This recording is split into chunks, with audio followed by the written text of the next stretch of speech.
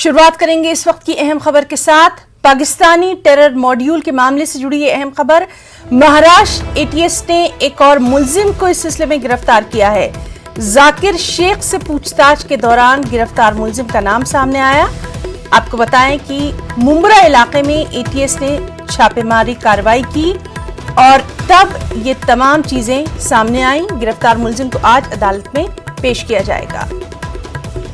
तो Pakistani terror module का मामला लगातार हम देख रहे हैं कि किस तरह से महाराष्ट्र में इस सिलसिले में कार्रवाई की जा रही है और अब ये खबर कि महाराष्ट्र एटीएस ने एक और मुलजिम को गिरफ्तार किया है। जाकिर शेख से पूछताछ के दौरान गिरफ्तार मुलजिम का नाम सामने आया था। मुंब्रा इलाके में एटीएस ने छापा मारा।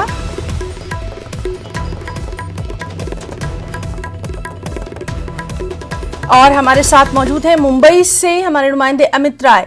अमित, लगातार हम देख रहे हैं कि जिस तरह से एटीएस की तमाम तर कार्रवाई जारी है, अभी की आपसे तफसीलात चाहेंगे। देखिए, निश्चित तौर पे महाराष्ट्र एटीएस ने मुंब्रा और ठाणे इलाके में छापेमारी की और वहां से एक शख्स को गिरफ्तार किया गया है। जाकिर शेख, जो दूसरा आरोपी मुंबई से गिरफ्तार हुआ था, उसी की निशानदेही भी इस शख्स की गिरफ्तारी हुई है। हालांकि एटीएस जो है इस शख्स का नाम या इसके काम के बारे में कुछ अभी नहीं जानकारी दे रही कि उनका ऑपरेशन अभी भी चल रहा है। मैं आपको बताऊं कि ठाणे और मुंब्रा इलाके में अभी भी छापेमारी जारी है।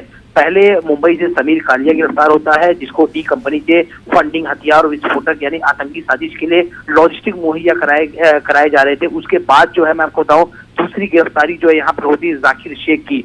जाकिर शेख जो है वो पड़ोसी देश के नागरिक एंथोनी नाम के व्यक्ति के संपर्क में था और एटीएस एंथोनी और आतंकी साजिश में उसकी भूमिका के बारे में जानकारी जुटा रही है।